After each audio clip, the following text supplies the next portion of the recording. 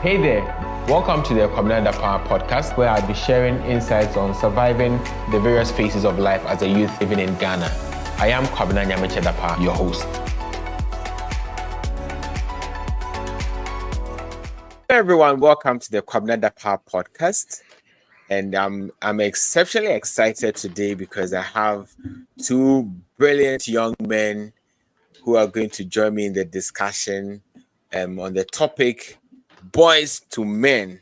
This is an episode that I've always wanted to have, and when I thought of it, like, which young men can I bring on this podcast to make the impact that I'm looking for, and to be able to feed my tribe with the kind of insights that's going to help them to be better men, and for the ladies who listen to be able to equip them to be able to support the men. None other than Emmanuel and Kofi Oppong-Assumang. Men, these are driven men. These are men that are doing so many great things. I remember we actually met on campus, University of Ghana. And I remember when you're on campus, we had dreams to become men, dreams to be husbands. And today, some of those dreams have become a reality. And I'm so excited to have them on. Today, Emmanuel and Kofi are husbands, they are parents, and they are also leaders in their organizations. But I'm going to give them the opportunity to introduce themselves, and we'll go right into today's discussion. So let me start with Emma. Oh no, in the arrangement I have here, let me start with Kofi. So Kofi, tell us a bit about yourself. All right, thank you, Dabs. My name is Kofi. I'm a husband. So my wife is Debbie. I have a beautiful wife, Debbie, and I'm a father to one boy, Jaden, as well. On a 9 to 5, I work in finance at Microsoft, and then I am also part of a group of people that work in a nonprofit organization called the Grace Life Leadership Center that helps to raise leaders in Africa to help solve some of the challenges we have. I also have other side gigs, some startups here and there. So, but I'm very excited to be on the call with these brothers that I have. Great. Good to have you, Kofi. Emmanuel, man, let's hear from you. Kofi started with I am a husband and I'm a father, so I don't know how else I can start, else I'm in trouble. And so I have to start with I'm a husband to Grace. And I have to mention the name because Kofi did it. So I'm a husband to Grace, and I have a son, and I am a social entrepreneur. I'm hoping to build solutions for some of Africa's most pressing social challenges. For now, I'm focused on beliefs, leadership, women, and value creation. So we're doing this at the Grace Life Leadership Center, the Believers Avenue, Lift Women, and something that we're starting very soon is called my Growth Club. So that's just about me. Great. Good to have you, man. Guys, I'm not going to lie, okay? We are actually shooting this at exactly 12:13 a.m. And I'm actually dealing with 3 different time zones. I'm in Ghana, Kofi and Emmanuel are in the USA. Kofi, which state are you in? I'm in Washington State, which is on the Pacific Daylight Saving Time right now. So it's like 7-hour time difference between Ghana and the Pacific time. Wow. And Emmanuel, you're in which state? I'm in New York, so that's like 4 hours. Yes. The only sad part was I'm going to watch basketball final, but it's fine. We're going to do this. We're going to do this. Let's do this. So guys, so we actually started shooting this around 11 p.m. But the platform that we're using just went off, and we've changed the platform, and we're using another platform. I'm saying this because I want you guys to know that nothing is really perfect, and in everything that we do, we have our own challenges and we have to face them, right? But we are facing ours, and we really want to push this content to you. So we are really doing this. So the topic is boys to men. As I said, we had dreams of becoming men. Today we are leaders, we are husbands, we are men. But really, what is manhood? Who is a man? Iman, let me start with you. Who is a man, really? That's a very interesting question. I don't even know if anyone knows the answer. I don't think even Adam knew the answer. But all jokes aside, I think manhood is a very interesting thing. I would have said as one of those things that is hard to define, right? But you know it when you see it. You know, it's like beauty. Yeah. Very hard to define because again, you cannot put like a group of people in the same bracket and have something that is very common with all of them, right? And say these are men. Yeah. So even though in a society like where we find ourselves in a society, even though in a society you are often going to have people define men by a particular thing, right? And so there are people that feel that they're men when they marry, and they're men when they become fathers. I don't agree. And of course, again, because no one knows what this means, anyone can define it the way they want. But for me personally, I think manhood starts with being responsible for you. It's like really coming to the point where you recognize that you are responsible for you. You are responsible for your future. You are responsible for your life. And then even being responsible for the responsibilities that you take. And so if you decide to marry, for instance, it's a responsibility you've taken. If you decide to give birth, is a responsibility that you've taken on yourself. And that is what manhood is to me. It is coming to that point where you recognize that you are responsible for you. You are responsible for the way you think. You are responsible for the way you understand. You are responsible for the way you talk. You are responsible for what you pick from society, what you get, your own learnings, your nurturing, your understanding of life. You are responsible, and all the other things that come with it. That is what I think being a man is. Right. So essentially being a man is when you assume responsibility. Great. I have to add, that will not be fair because, of course, women also can be that. So I have to say that perhaps being a man has to do with the chromosomes and that responsibility. But I'm just kidding. Because now in society, who knows? Men can be women and women can be men. So you can identify as a man, That's why I refrain from that. But I think that it has to do with the chromosomes too. That's right. It's not just about the responsibilities. Yes, I think so. Right. Okay. Yeah, Kofi. No, I agree with all that Ima has said, and I think even that the title of today's podcast is From Boys to Men, and so I think that part of this whole manhood thing I want to focus on is the journey, right? The journey that makes you become that, because like to Ima's point, biologically, you have X and Y chromosomes that clearly determines that you are of the male sort of sex or gender or whatever it is. But for you to make that transition from a boy to a man, is what Imam made reference to, just the recognition of the responsibility that comes with it. And I think that because all of us knew ourselves back then when we were on campus, and I think I know, and maybe it's also true for the both of you as well, but on campus you had someone else bear those responsibilities of, at least a great percentage of that. You had to take care of your studies all by yourself, all of that stuff, but somebody most likely paid your fees and paid for your accommodation and your feeding and all of that. But once you leave campus, once you are out of school, the general expectation is that you assume these responsibilities. You become intentional about additional ones that you add to it, which I think, so there's a clear transition where you leave behind being a boy, and then you become a man, so to speak. And then other things also come added to it, like in the context of being a husband, right? That's a phase of being a man. Being a father, that's another phase of being a man. Or even in the workplace, all of what you become. The other layer that I add to it is that, like, as Christian men, I think the Bible gives us clear instruction in Scripture as to what to be as a man or who to be as a man. And then if you have if you follow the path of becoming a husband, the Bible also lays down things that you need to do same thing applies to if you become a father, you have the blessing of being a father, then that there are also certain things that certain responsibilities and requirements and expectations of faithfulness that the scripture places on us. So I think to Ime's point, it comes hugely with recognition of responsibility and then the assumption of those responsibilities and whatever you add on in going forward.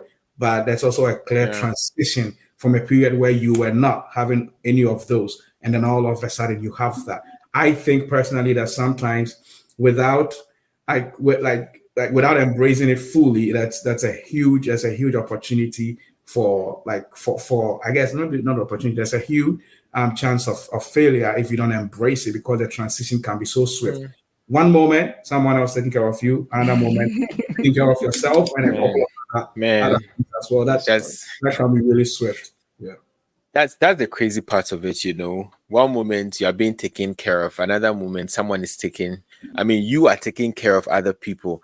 Yeah. But I really appreciate where you're taking the whole man thing from being responsible, right? And you know that, at some point we all have some certain kind of responsibility. But really, guys, how does it feel to be responsible for two lives? Okay, well, we all have. Okay, well, you guys have one child for now, right? Let me not go to mine. I'm a father of many nations. but yeah, how did it feel? let me start with Kofi. How did it feel like being responsible for two lives? How did you I think feel? it's scary. Christian. Yeah, I want to take from the Christian context. You know, you are the head of the family. So how does it feel? Tell me. Yeah, like I said, I think it's scary. I think it's very scary, particularly because of the swiftness of that transition, right? From being under someone, being a subset of someone else's responsibility, and now becoming it. So it's not an easy thing, but I do also think that it's a privilege to have, to be able to one, take care of a spouse, and two, take care of another person. One thing that helps us as Christian men is that that there are instances where you are not sure what to do or what is required of you. But like as a Christian man, the requirements, I think, are laid out for us in the Bible of what to be as a husband. For example, you are required to sacrificially love your wife and provide leadership for the family, right? Another thing that you're supposed to do is provide for them spiritually, materially, financially, emotionally. That is there. You're required to also protect them as well from physical, emotional harm and all of that. So those things are there. But again, like the whole thing is a journey. And so it's like you have to become as like a responsibility and learn to do, right? That's what I think. And so it's that idea of just bearing the responsibility as, because you have to be there for your wife, but you also have to work. So what is that right balance? At what time is right to spend with a wifey versus spending behind a laptop? Like right now, maybe he should be watching the basketball finals with his wife, but then maybe it makes sense to also spend that time to be here. So it's just like that. The other thing I'll add on top of that is that responsibility, because they are all important.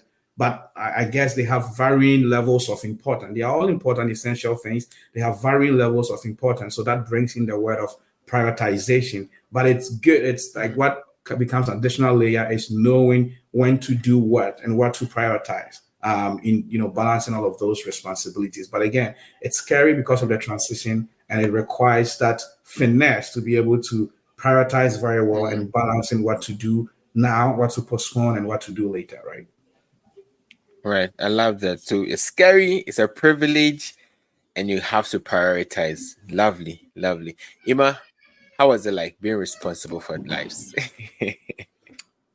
I guess what I would say is like all that Kofi said, and probably add that I think that there are many things, or there are many sources of the responsibilities that we have, right? And when I say source, I mean, where is this responsibility coming from? Who is putting it on me? right? Because again, there are a lot of people who are listening right now that do not feel this responsibility at all. The people that have given birth and they don't feel they have any responsibility towards anyone. So, I mean, where are you getting these responsibilities from? Obviously, we know that it could come from your beliefs. Like if you're a Christian, you find these responsibilities coming from, say, God, and that determines the amount, or in fact, the weight of your responsibility, because all that God is expecting of you is huge. I heard Kofi talk about being responsible for them spiritually. I'm thinking, what does that even mean? So, and then being responsible for them materially. And we know that that is true, right? We know that is true. But what does that even mean? And so for me, I think it was about trying to figure out what these responsibilities mean. I just didn't have a clue what it meant. It's like what I realized, especially when I married and then becoming a father, was that, and then again, also having a work, being, someone that had this great passion, and I felt that God was calling me onto something. I realized that, there's this conflicting, I don't know what word or what term will best describe it. But then the responsibilities I had were a bit overlapping, and they were kind of conflicting. In a way, how do I go out there and make money and take care of, say, the family, and then at the same time make time for them, and then at the same time go do whatever I think God is giving me? It's like I don't see how that work. And so I find all these responsibilities being placed on me, and I don't know where they're coming from. And they are, I felt like these are too much. If I don't set and understand them and define which responsibilities do I take for myself, because they exist. There are responsibilities that even society plays on you for whatever reason. And it's just because all of us somehow have this shared values that is kind of creating this kind of thing, that a man is supposed to be this, a man is supposed to do that. And then there is this kind of responsibility that you don't even know where they're coming from, but they're there. Some of them, we watch them from movies. Like growing up, a man was the guy who went to work and came back and drove the car and parked at the parking lot, and the wife would be at the entrance waiting to take their jacket off and say, darling, there is food on your table. And so you have this image, it's like a social image of what manhood is. And I thought, and I felt this, that I'm kind of gravitating towards that, and I'm hoping that I achieve it. And if I achieve that, that means I'm a man. And if I'm not achieving it, it's like I'm falling short. And there are many people who probably may be listening to us today who feel that. They feel that, well, I don't have a job that I will suit to work, so I'm not a man. Because there's this kind of social image of manhood that we have put there. And there are people who even think that you have to marry to be a man. And so they know that they're not in a capacity to do it, but they have to do it. And so they step into it and then overburden themselves with things that they really would not have chosen. So it started for me at that point, understanding what these responsibilities are, understanding where they're coming from, and deciding for myself which responsibilities do I want to take. And I chose them, and even spread it according to the way I want to take it and how I want to meet them. That is also very important, because you cannot meet your responsibilities with someone's actions and path. You cannot, because it's very unique to you. There's someone like I know people who gave birth and their children had unique conditions, right? Some of them were autistics, and and I mean, what autism and the kind of demands that come with. But if you have the social image of a man, you're thinking, no, I'm supposed to go to work, and who is going to take care of the child, and all these frustrations. So being able to determine that was crucial to what responsibilities I wanted to take. Right, guys, did I tell you that my friends are deep? Like, when it comes, Nyama is that friend or that person that will always ask for extra sheet in examination hall. Right? That is true. That is so true. Back in school, these people, the Padams used to call me Plato. and I hated every bit of No, them man. No, man. because Neoma just had a lot to say, man. He's Yeah. just answered like everything I wanted to ask, man. The responsibilities. Forward thinking. But This is forward thinking. this is I tell shame, you, man. shame on you, shame on you, Dapa. Shame on you for asking me the question and making it seem as if I'm the one who did it. But like you've really brought out a lot of things. How society expects men to fit in, right? How society expects men not to cry. I mean, if you come to the Ghanaian typical society, men should always stand up, men should always be there, and there's a drift, right? So there is this thing that society now says, or society used to say, we are known men are known to stand out, right? And now society is saying that, a man can cry, so it's okay to cry, and sometimes I was talking to a friend of mine. She was like, her son cries too much, like the least thing, then he's giving up, he's crying, like she wants him to be a man.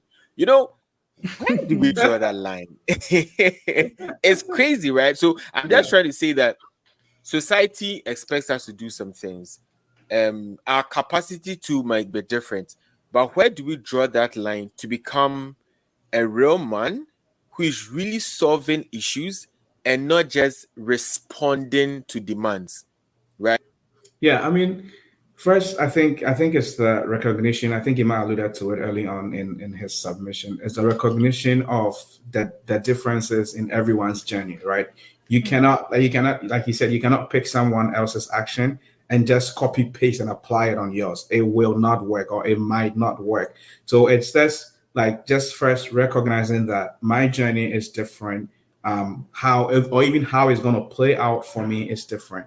And number two is you have to recognize what you have to determine for yourself, intentionally determine for yourself, what kind of man do I want to be, and what would guide the kind of man that I want to be. Again, I go back as a Christian, I allow myself to be carved out based on what the Bible says I should be. That's the first place. It's my first source of authority as to anything I have to be. Being a father, being a mother, being a husband, being a worker, whatever I need to do, being a leader at work, whatever I need to be, is I use the Bible as my source of guidance to become. And so, because again, those expectations that society places on us might not necessarily be, might not fit what we need to be or who we are, even in our immediate schedule, and things we have to do might not fit.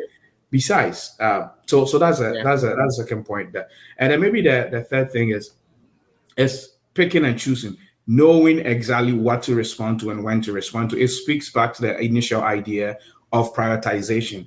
In several cases, you have all things, like some of these things are important, but like I said, varying level of importance, right? And so you have the same amount of resources. It could be time, it could be financial, it could be your presence, it could be whatever it is. But at any point in time, you need to determine which of these things do I have to respond to right now. So, for example, there's a time where you don't need to take that extra job. It's better spent with your family. And there's a time where you need to, sit down and say, okay, I need to put things together and get the work done. So these things are important things, but every one of them has specific sort of time that you can do. But you, the individual, again, it comes back to the word we've been throwing around today, which is responsibility. And on top of that, I would say being intentional about which responsibility you choose and when to answer to those. Because the world and the society and our culture would ask you of so many things, like Berman, like we say things like that. But if you feel like you want to cry, shed the tear, brother. Shed the tear, so like, and that's just like a small example of the so many different things that people have of us, right? At a certain age, people want you to drive your own car. If you have the means to drive your own car, fantastic. If you do not, there's no competition. Like you don't need to be an owner of a car. Like these young brothers in back home in Ghana and around the world, they have real hurdles, real things to do, right? So like just take the pressure off. You need to have your own car. You need to be able to rent a 2-bedroom apartment. If what you can afford is a 1-bedroom, then have that. Have it within your means. The most important things are not these material things. They facilitate our lives. They are not the main drivers of it, right? And so again, I think it's the response, like being responsible for yourself, but also being intentional to determine what kind of man I want to be. And like I said, for me, I defer to what the scriptures say, and I try to apply my life to it. I mean, I like how you bring out being deliberate and deciding really what's important to you, because I really see it's like society dictates to us what we have to do, and we just respond to it. We respond, but we don't respond to it authentically. There's a lot of fakeness that we've missed out a lot of authenticity in the things that we do, and I see that a lot. People are a reflection of others. You really don't see people trying to live their life out, right? So I want to ask the importance of role modeling. Okay, I'm going to start this with Miyama. The importance of role modeling. Sometimes I see that it's good to have a role model, but sometimes I see people, role models, trying to relive themselves in their mentees, right? Like someone takes you as a mentor and you're trying to relive yourself in that person. And the moment the person just tries to also be something authentically them, then you realize that the mentors now start to use words like you are disloyal, you don't want to listen, It's like they can't handle the disruption of the young folks. So really the question is, what's the importance of role modeling, and how can you as a man get the best out of it? I think whether you are mentoring people or whether you are following someone, because that's essentially what role modeling is about. Is about putting someone ahead of you and saying that I want to follow what they're doing. It's whether it's you doing it or someone doing it with you. It's just important. It's really essential. I think about it this way: you kind of imagine yourself in this world like someone who is living in a very big house, right? In that house, you have you, and you were born in that house, but you came to meet so many people, right? You came to meet so many people, and now you started growing. And then you see your brother, you see sister, you see someone, and then you see a neighbor. You go out, and then you go to school, and then you're learning stuff. Now, everything you're doing is literally learning from people, because in that house, you did not come to that place with anything of you. So essentially, everything that you become is just someone's influence on you, whether you agree to it or not. It's there. It is true. Someone is influencing you to act the way you act and to do the way you do things. And where you were born determines a lot, some of the things that you learn, because everything you become is shaped by your environment, and it could be a father who is hitting a woman that you learn, or it could be a brother who is screaming on top of his voice when he has to just tell you something as little as pick up the spoon. Or it could be a mother who is, stuff like that. You just watch and you see it's just like a big house, and you could have your room where you go to sleep, but you wake up in the morning, everyone comes out, and your immediate surrounding begins to influence you. And then you kind of go out. I always ask myself this: if I found myself in such a big house, what do I think will be the most important thing to do? And the answer to me is to be careful what I'm learning from who. Because in that house, there are all kinds of people. There are those that are lunatics, and there are those that are smart. I look at the world, for instance. There are about 8 billion people now, and it's estimated that about 100 billion people have lived. Imagine this big house that you find yourself. You obviously don't need to craft your path, and you don't have to assume that you are magically going to have the solution to everything in that world. You don't have to do that. I think that the best way to go about it is to say, 100 billion people possibly have lived this earth before. Who can I learn from? And mostly when we think about role models, we think about people we can directly follow. That is good, because at least those ones you can vouch for. That I did that. I went to my spiritual father's house and I lived with him for a while, but it's not always appropriate, because again, you can never always tell, right, who you are following and who you are.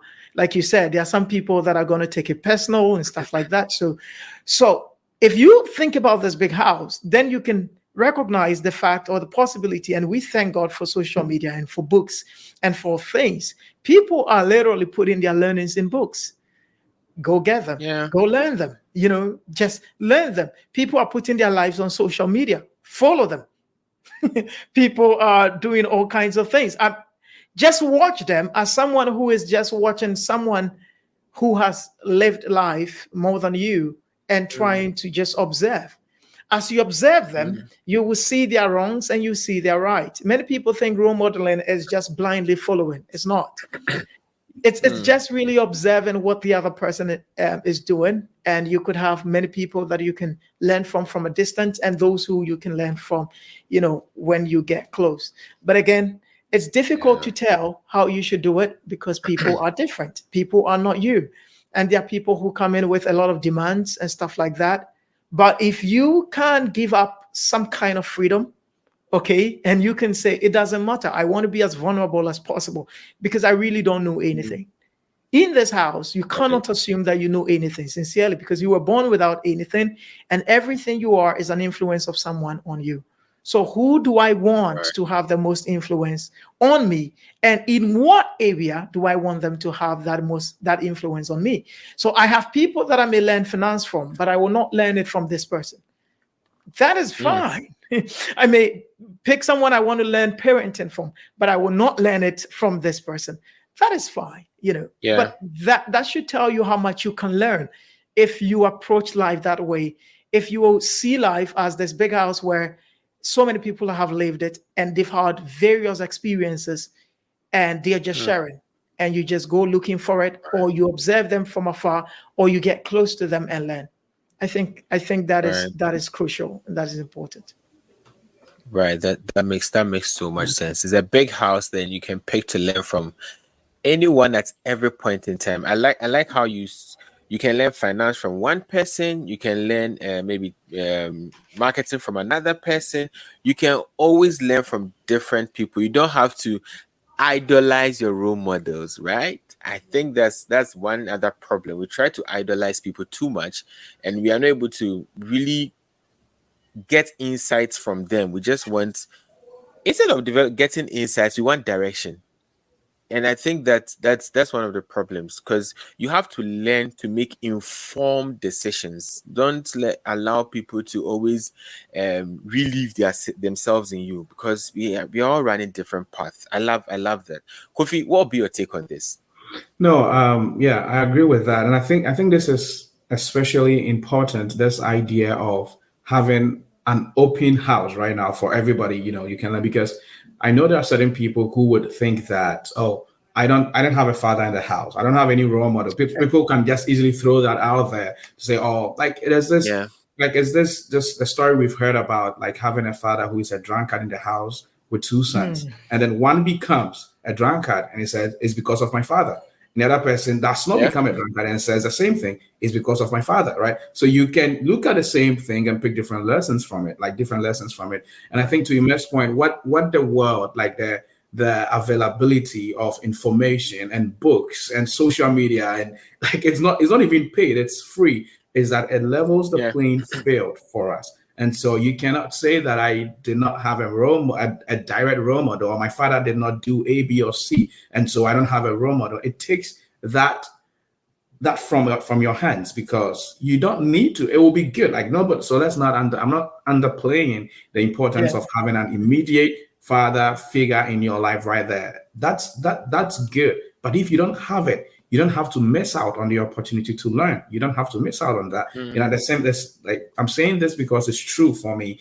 Growing up, at some point, I did not have that figure in my life on a regular basis. But I think I'm doing pretty good. You are. And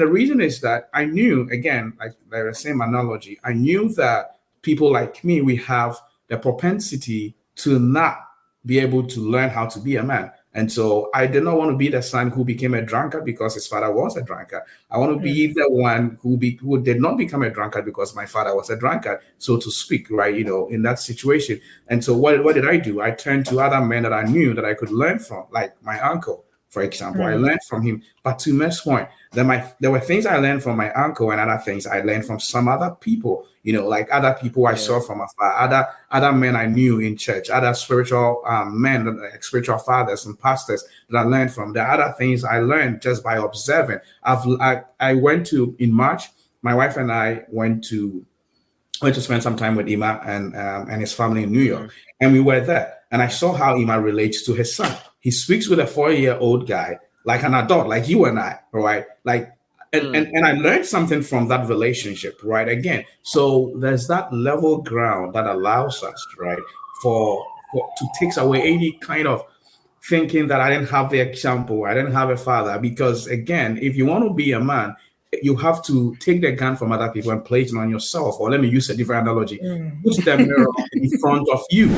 Put the mirror in front of you, right? So that you can clearly look at it. Because to add on to responsibility is the idea, like what you talked about, Dabs, early on, is decision making, the outcomes of those decisions and the consequences thereof. So if you become a man and you keep on blaming someone else because you did not have them in the house, then you are missing the whole point of being a man. The whole point of being a man is taking responsibilities, like getting insight from other people, but also you make decisions, they have outcomes, and you live with the consequences. So I think that's idea of leveling the playing field. It takes away the arms that the powers that people have saying, I didn't have such a person in the house. But it makes it so wonderful because, like Ima said, you can learn economics from one father and learn parenting from one father and learn how to treat a man from one father and learn how to be romantic from another father, right? So again, let's not get limited, but there's just a world of information and data and good people, good examples in the world that we can learn from. That's so true. There are so many good examples. And your story just reminds me of my father's story. So my dad didn't have, his father was like totally absent, but I admire how my dad raised us up. We are six children, right? 4 boys and 2 girls. Like my dad really did a good job. I can say we are all independent now. We are all living our own lives and we are doing so well. And I asked him that, how was he able to do this? And he told me that, number one, the first thing that helped him to do this was accepting Christ as his Lord and personal Savior. And that happened when he was in secondary school in Kofi Oppong-Assumang Finance. And it was a white man that led him to Christ. And he learned so much from him.